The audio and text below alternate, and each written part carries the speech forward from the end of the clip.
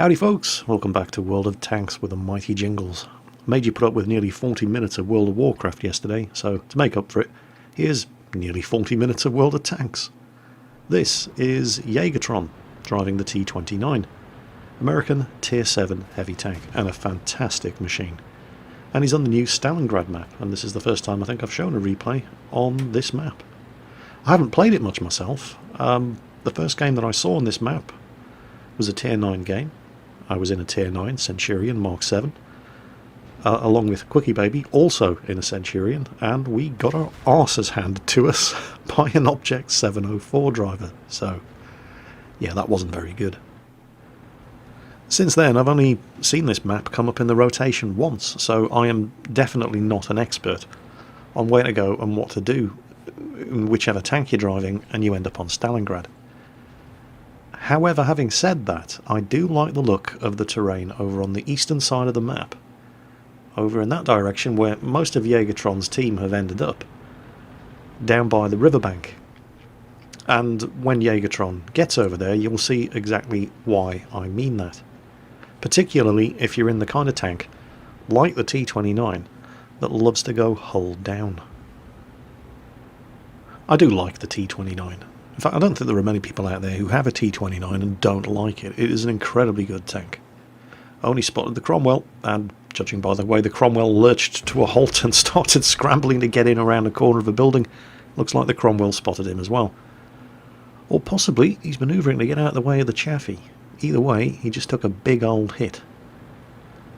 And with the Cromwell backing off, it's safe for Jaegertron to continue down this road. Stalingrad's a funny old map. There's a mix of... There's lots and lots of cover and concealment, but there's lots and lots of open space as well. So it's got that mix of ground that there really is a little something for everybody here. It's technically a city map, but it's not like Himmelsdorf. Artillery can still play a useful role on this map. There's plenty of opportunity for big, tough, heavily frontally armoured heavy tanks to get stuck in the city itself. But there's still plenty of open ground and long, wide roads so that medium tanks and light tanks can get around. And then there's ground like over here on the coastal side, listen to me, sorry, by the river side, where tanks that like to go hull down can fight it out. I do think it's a very, very well designed map. I just haven't quite figured out all the different locations yet. And of course, while I've been rambling on about the map, half of Jaegertron's team is dead, and they've only killed one enemy tank. Yep, it's one of those teams. The immediate situation around Jaegertron isn't actually that bad. He's got some good tank destroyers behind him. He's just killed a Burt. There was no need for that, was there? He wasn't hurting anybody. Anyway, as long as the tank destroyers behind him don't do anything stupid, he can stay hull down here, and now he's just killed a Tog. I could really go off this Jaegertron guy. there was no need for that. Well, and of course, as soon as I say as long as the tank destroyers behind him don't do anything stupid, and then the T-25-2 goes ahead and suicides. And they've killed the Chaffee as well. And the inevitable death of the T-25-2 after just YOLOing forward right into the teeth of the enemy. But the Su-152 behind him is pretty good. Now, there's nothing he can do about that light tank that just slipped through, but there's plenty of tanks behind him that can take care of him. And yep, they've got him. And in this position here, this is why, well, the T-29, when you can get this thing hull down, and over here on the riverside of the Stalingrad map, there are lots and lots of opportunities, lots of dips and folds in the ground that makes it very, very easy to get a tank like this hull down and take advantage of this fantastic frontal turret armour. Providing you can keep all of those tanks in front of you at medium to long range, they're never going to hit your commander's cupola, or if they do, it's going to be more down to luck than judgment. And he's having a great game here, but he's in the perfect terrain for the T-29 tank. None of them have got shots at anything but that super strong gun mantlet and turret front. Enemy team is capping, so they're going to need to deal with this T-43 quickly. And the T-43 isn't feeling quite so brave now. All of his friends are dead, is he? But you'll notice, looking at the scores, that every single enemy tank who's died including the T-43, but not including the KV-1S, has died on this side of the map, over by the river. And it's mostly been down to that Su-152 and Jägertron, assisted by the artillery, here in the T-29. Now the artillery's in trouble. And so's that AT-7. Well, the artillery's gone, and the AT-7's in deep trouble. He hung back a little bit too much, he's just a little bit too slow, and there is not a massive amount that Jägertron can do to help him. And what's happening right now is, well, the enemy team are shouting, "No cap, kill all," aren't they? And that is a very, very, very unfortunate position for that Su-122-44 to be in. Managed to get himself stuck with the top of his hull, where he has no armour at all, showing to Jägertron's 105mm gun. And that was one of the easiest kills I have ever seen. Enemy T-29, oh, Su-152 takes him out. Useful kill, gets a little hung up on the terrain there, struggling to point the gun at the target, costs him a shot at the BDR.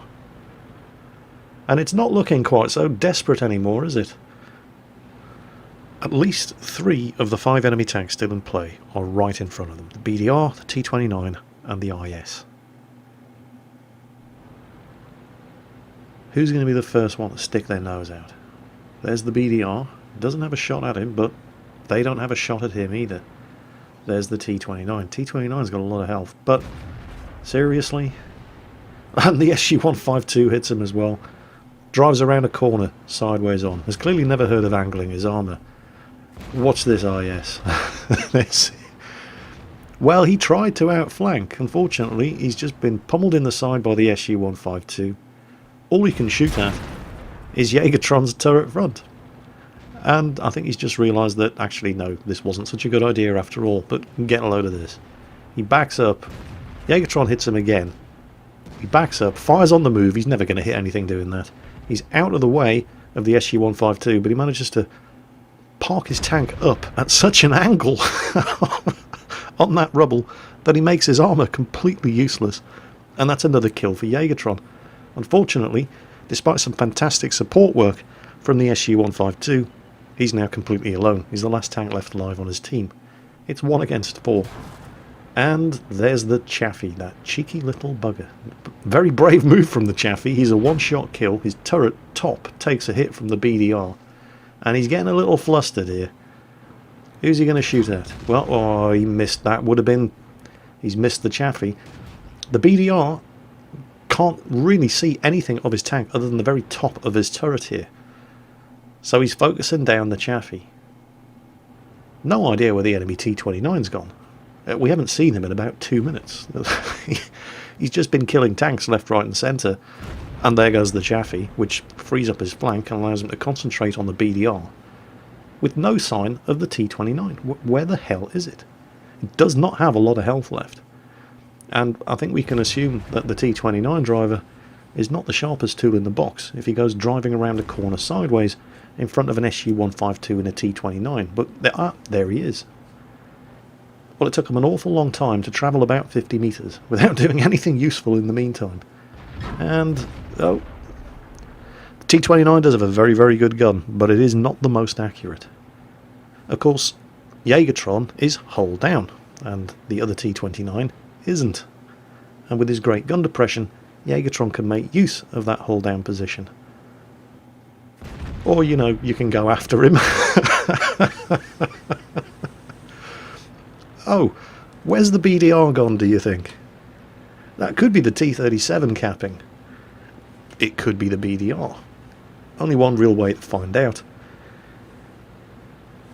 I'm going to laugh my arse off if it's the BDR, though, because yeah, they were trying to cap 4 minutes ago, and then they thought, no, we're going to kill everybody instead. Didn't work out too well for them, did it? It probably is the BDR, because the T-37 hasn't been spotted the entire game. And they've had tanks all over the map, and nobody's seen the T-37. So there is a very, very good chance that the T-37 is AFK. Enemy SU-100M1 driver is offering Jägertron his congratulations on an easy win, which is a little insulting to the BDR driver, but it probably does mean that the BDR's capping alone, because the T-37 has been AFK the entire match. And where is he? Well, there's only one place he can be. He's got to be behind that building. Yeah, there he is. It is the BDR. Yeah, it's no use trying to cap now, Sonny Jim. You had your chance 5 minutes ago, and you blew it. You're not going to win by capping now. Sorry, but nope.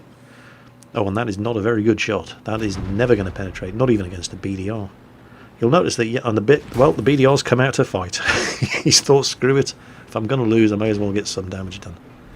And Jägertron is now out of armour-piercing ammunition, and his choices are limited supply of APCR or HE. He very, very wisely chooses APCR, because can you imagine how embarrassing it would be to be in that kind of situation and lose because your high explosive wasn't penetrating? Yeah, better safe than sorry. And in chat there, the SU-100M1 player on the enemy team is telling Jägertron where to find the T-37, which is technically a reportable offence and can get your account banned or suspended. But he's not really giving away the location of his teammates, because that's what the offence is. The teammate is somebody who actually plays on your team. The T-37 hasn't. He's still sitting in the cap circle. He's been AFK the entire game. So while Jägertron is cruising down towards the enemy cap circle, we'll just pull the camera back so you can have a wide-angle view at this fantastically good-looking new map that Wargaming have introduced in patch 9.4.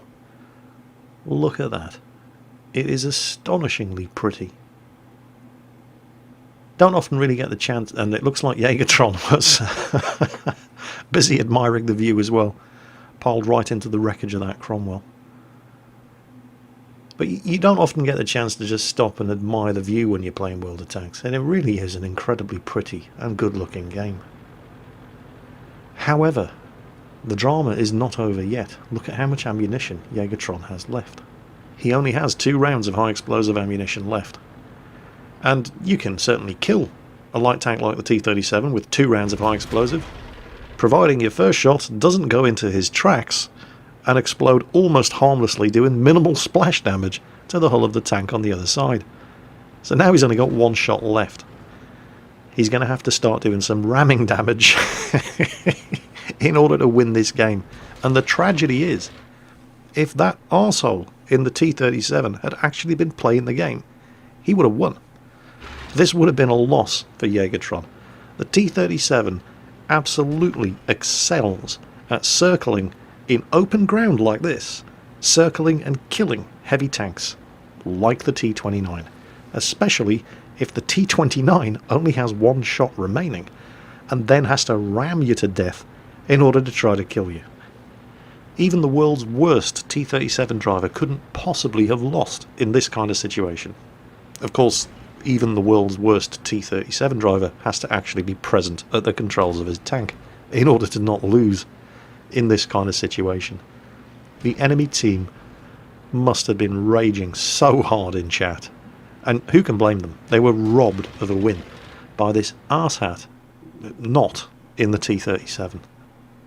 At the same time, running up a score like this and then losing to a guy who'd been AFK the entire game would have been a bit of a tragedy for Jägertron. No, don't shoot in the tracks. Remember what happened the last time? Sure, you'll probably kill him. But, yeah, let's, definitely killing is better than probably killing. There you go. That's the shot. Game over. And it's been a while since I've seen a collection of medals like that in a game of World of Tanks. Ace Tanker, Kolobanov's medal, Pool's medal, Fadin's medal, Steel Wall, High Caliber, Defender, Top Gun. He'd have got an Invader as well if he hadn't done so much damage to himself, ramming that T-37 in the enemy cap circle. That is fantastic. And I think it's fairly safe to say that in this episode of The Good, the Bad and the Ugly, you've seen some good, some bad and some ugly, all in the first replay. How the hell are we going to top that? Oh, we'll have a go. See what we can do with the next replay. This is Epoch 0 in the Walker Bulldog. Well, I say it's Epoch 0. This is my mate Dan. And no, not the War Thunder Dan. He's Turkish. This is Dan. Dan. English Dan. That got confusing very quickly. Those of you who've watched any of the airsoft videos that I did last year will have seen Dan. He's the guy who runs the airsoft games at Combat South on the weekends. A couple of guys pointed out in comments that, oh yeah, definitely ex-British Army there, you can tell them a mile away. Dan's actually never spent a day in anybody's military. He just fakes it very, very, very well. And he's recently started getting back into World of Tanks, and he's just unlocked the Walker Bulldog. And when I say he's just unlocked it, I mean he has just unlocked it. This is a 100% stock Walker Bulldog tank. No upgrades on it whatsoever. So that means that the 76mm gun on this tank has 150mm of penetration. And this is a tier 9 game. Oh dear.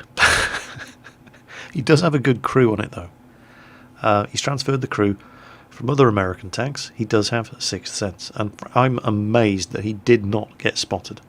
This bush is not the biggest bush in the world. He's got proper light passive scouting tank fire discipline. He's not shooting at these tanks and giving his position away. And how the hell that Centurion didn't spot him? Well, he did eventually. Okay. Sixth sense kicked in. I'm amazed that he was able to make such effective concealment out of that tiny little bush on top of that hill for as long as he did. But he's definitely outstayed his welcome now.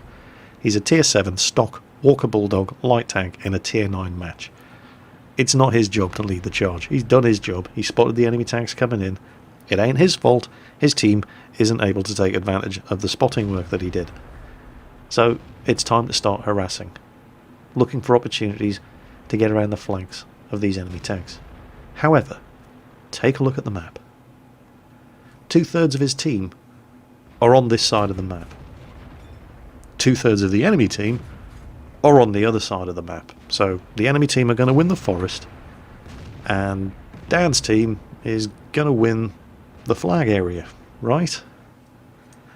Yeah, if only things were that simple.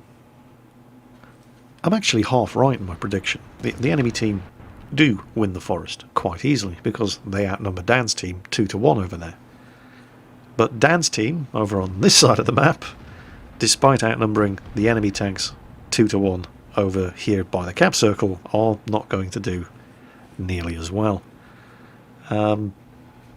Not nearly as well at all. It's going to be a bit of a slaughter, and Dan's going to end up fighting for his life in a stock tier 7 light tank in a tier 9 game. As stock tanks go, you know, the Walker Bulldog isn't that bad. I've definitely driven worse stock tanks than this. I have actually just unlocked the Walker Bulldog myself, and the only thing that I've managed to upgrade on it so far are the tracks. I've played one game in it, stock, and it's not terrible. It'll still do the top speed of the fully upgraded Walker Bulldog. It just takes a bit longer to get there. Didn't take the enemy team long to get here though. They are now coming at the remaining tanks on Dan's team from 2 different directions. The only reason they're not coming at them from 4 different directions is because Dan's team are stuck in one corner of the map. And, oh no, this is not good. But despite having the stock gun and everything else stock on the Walker Bulldog, and despite only having 150mm of penetration, as stock tanks go, I've definitely seen worse. What's this? That's a Centurion. Now the Centurion is a very mobile medium tank. It doesn't have the best top speed, but it moves very, very well. Get a load of this. He is just absolutely humiliating this guy. Now, you expect to see light tanks being able to do that sort of thing to slow heavies like Tiger II, for example, but not highly mobile mediums like the Centurion Mark I. So the fact that you can still do that in the Walker Bulldog, even though it's 100% unupgraded, is pretty impressive. And well done to Dan for spotting the opportunity and taking advantage of it. He had a very, very limited window of opportunity in which it was safe to get over there, circle and kill that Centurion, and then get the hell out of there before his backup arrived. And that's exactly where light tanks like this excel, spotting the opportunities to jump on top of tanks that have been isolated from the rest of their team and just punish them before any kind of support arrives. You tend to get more of those opportunities in the latter stages of a game, than you do in the beginning and the middle stages. But if you spot the opportunity and you're quick about it, you can get results like that.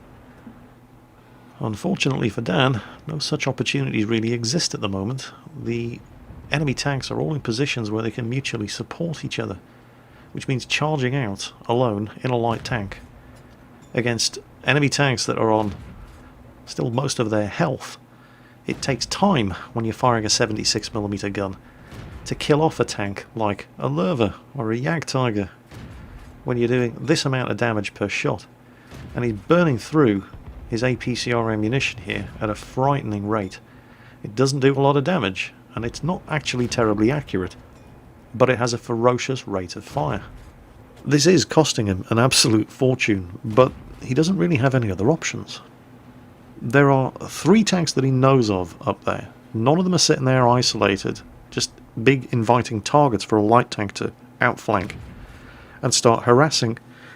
If, for example, he tried to rush out there and outflank that Jagdtiger, well, there's a Lerva and an AMX 5100 sitting right next to them, and they'd just kill him. Not only that, you can see he keeps checking over the other side of the map, looking for opportunities to break cover and start outflanking.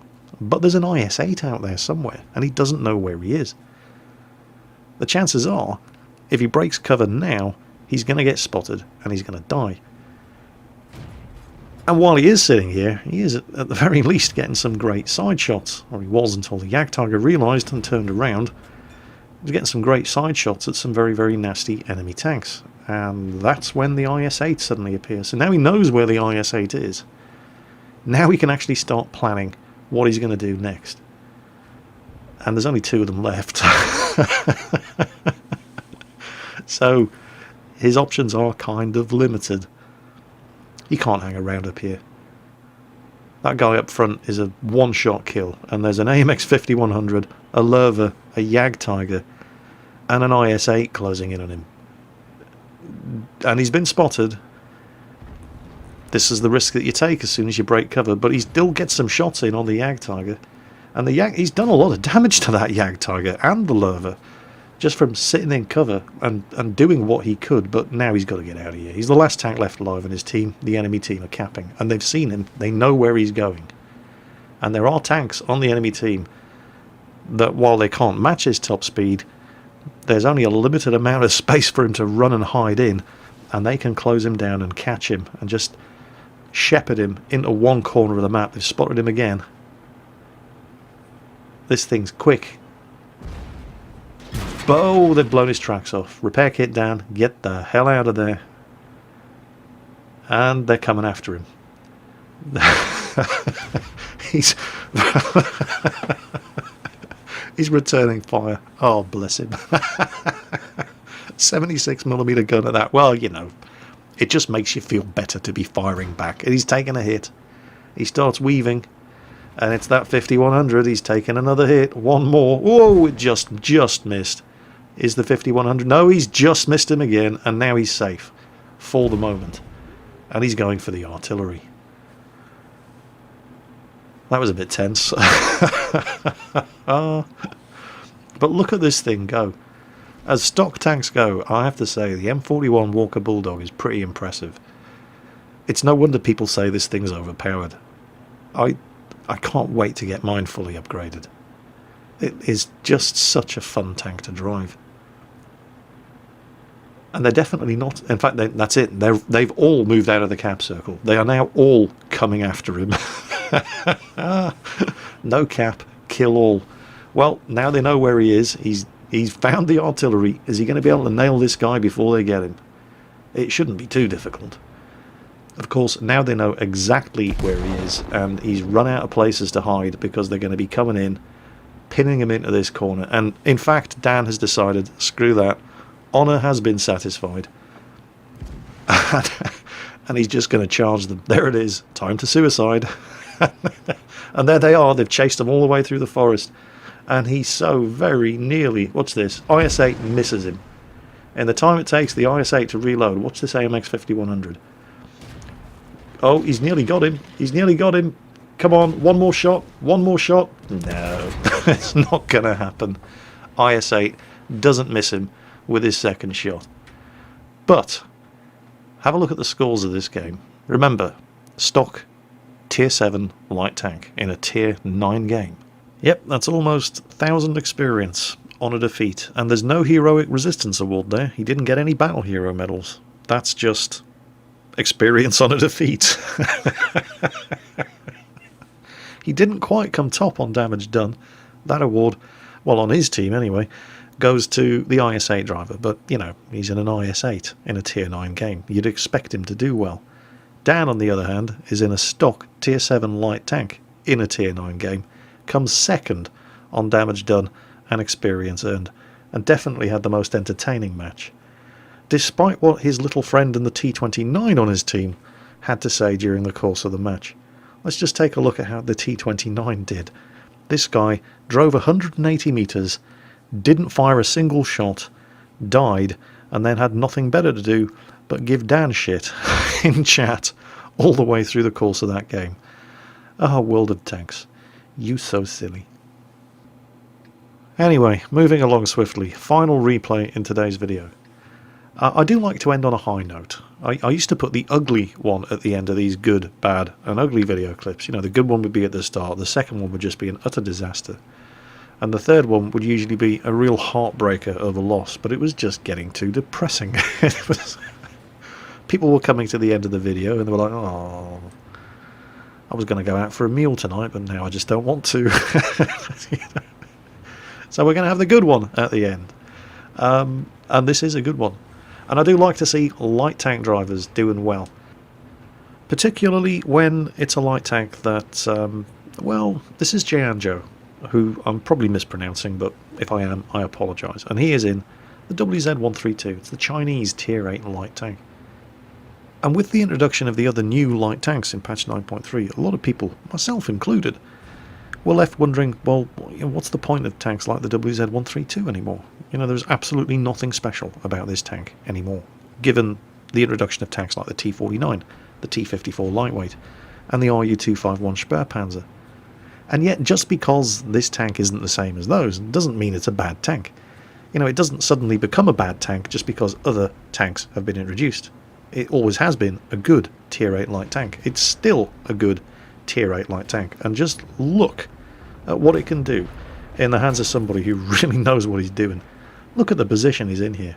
He's got enemy tanks to the left. He's got enemy tanks to the right. If he stops moving for a second, he's going to get hit. Look at the STA-1 behind him. Absolutely just getting completely annihilated. And he's gone. There's the smallest depression in the ground here that Jianzhou is able to use, providing he keeps moving, to keep him safe from fire from the left and fire from the right. This is some breathtakingly good light tank driving right here, in a tank that a lot of people wrote off simply because it wasn't one of the new Tier 8 light tanks. And it's worth pointing out that he's not just ruffle-stomping noobs and bad players here. These are both two good teams. So he cannot afford to take any chances whatsoever. While he's in this tiny patch of low ground here, sure, all that they really have shots at is his turret, but his turret only has 48mm of armour at the most. And with that bad Chinese gun depression, he's got to really work to find the positions like that from which he can actually put accurate fire in and kill tanks like that KV-4.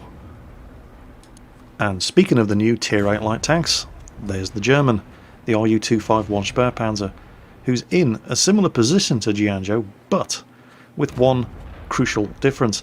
The RU-251 does not have fantastic gun elevation, and with the arse of his tank pointed up in the air like that, it is very, very difficult for him to actually put shots in at Jianzhou, and he has problems of his own, and he's just been taken out, and not before time too, because now there's another threat. A T-110E5 Tier 10 heavy tank. The pace of this game has just been absolutely relentless. He hasn't stopped firing and moving since he got into this position right at the start. And he's just taken his first bit of damage. T-110E5 managed to plant one. Not entirely sure where it went in. Possibly into the rear of the tank. Possibly into the front of the turret. The turret armour on this tank at its best is only 48mm thick. And that's why he has to keep moving. It's not like he's driving a T-54 and he can just rely on his turret armour to keep him safe. This tank has no armour at all. He has to keep moving, he has to stay mobile, he has to deny them shots at him. or make it difficult if they are going to take shots at him by staying mobile.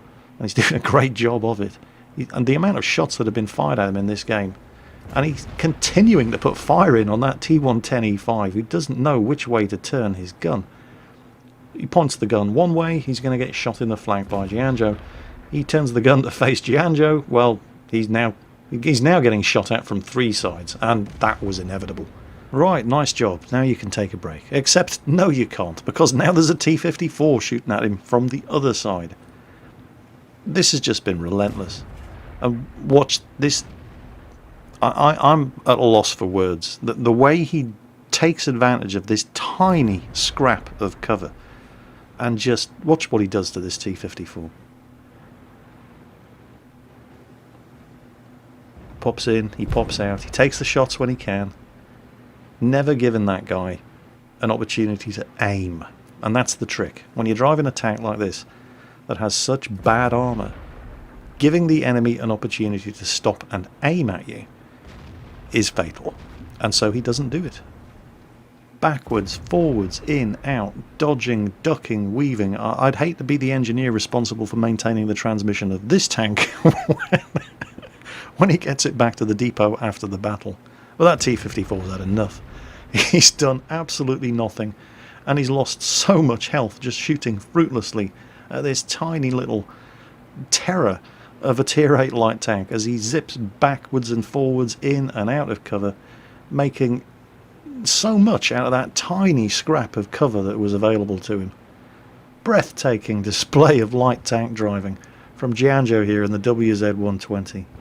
Well, that's one of the T-54's been nailed. It's not the one that he was exchanging shots with, though. He's still running for his life. And I think it's at this stage where the tide of the battle has finally turned. And it wasn't until right now that it was pretty clear that the enemy team were going to lose. And there's the Leopard.